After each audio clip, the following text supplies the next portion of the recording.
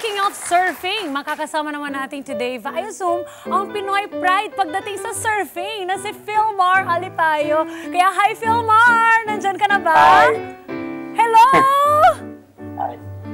Hi, good morning and welcome po dito sa Kada Umaga, Philmar. Thank you. Asa na kayo ngayon? Parang ang ganda naman dyan sa inyong lugar. Nandito kami ngayon sa La Union for the WFL Comp. Ayan, all right. Philmar, it's a pleasure and an honor to have you here on the show. We're very excited to talk to you and parang mainit yata dyan kung nasaan kayo ngayon, ano? Yeah, medyo maaraw, so yeah. It's okay lang naman, sanay. Asahan namin na sana next time pwede rin kayo pumunta dito sa studio. Pero kwentuhan mo muna sa amin ngayon yung tungkol sa recent surfing competition mo sa South Korea during the World Surf League Qualifier Series events last November 2023. Paano ang naging preparation mo for this and kamusta? How was it?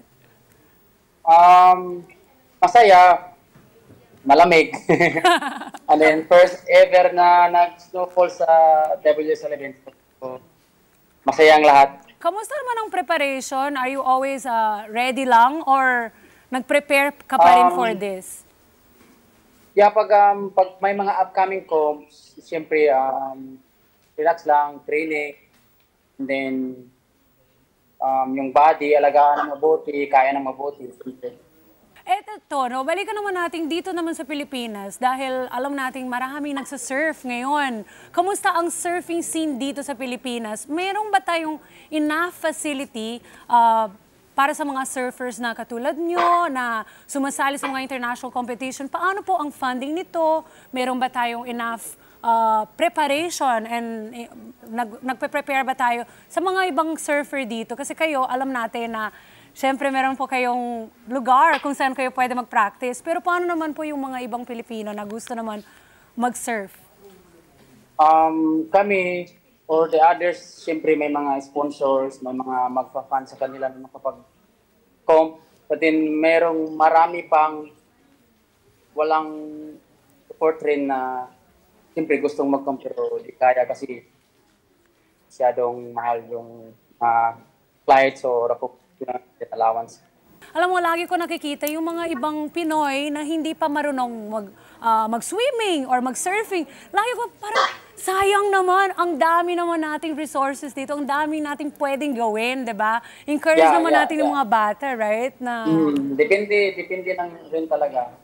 Kami, siyempre, we live sa island, so parang lahat ng kids doon marunong mag-swim kasi everyday they're out, they're in the beach or they're playing.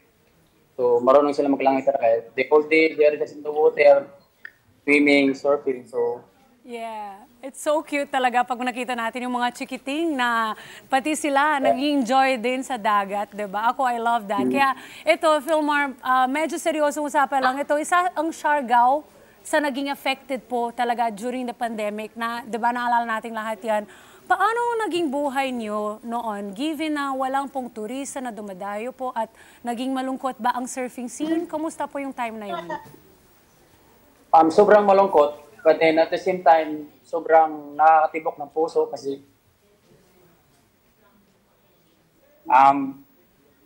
support lang kami yung nangyari yun. Nagkaisa lahat. Kaya we survived. Prepared up and salamat sa mga lahat ng tulong sumuporta. Yeah.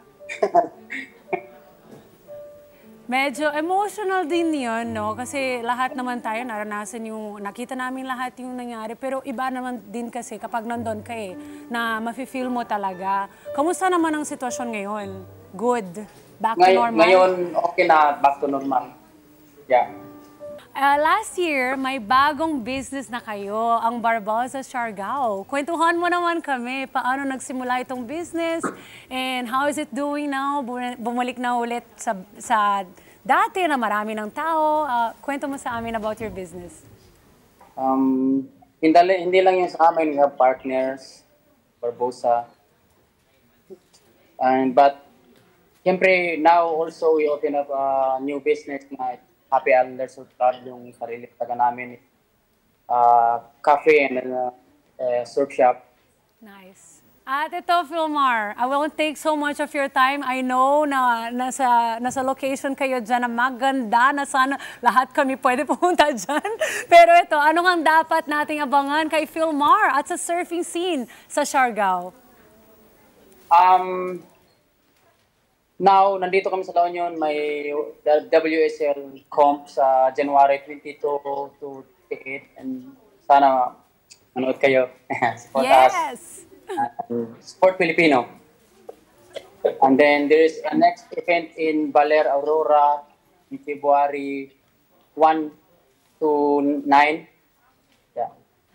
Yan. Abangan namin yan. Susuportahan ka namin at lahat ng mga Thank Pinoy. Ayan. Palakpakan natin sila. Kahit via Zoom, pinagbigyan tayo, di ba? At Thank you! thank you! Ayan. Alright. Hello mga Kanet 25. This is Diana Menezes, and for more kada umaga updates, just click the subscribe button and follow us on Net25 social media pages at Net25 TV and at Net25 Entertainment.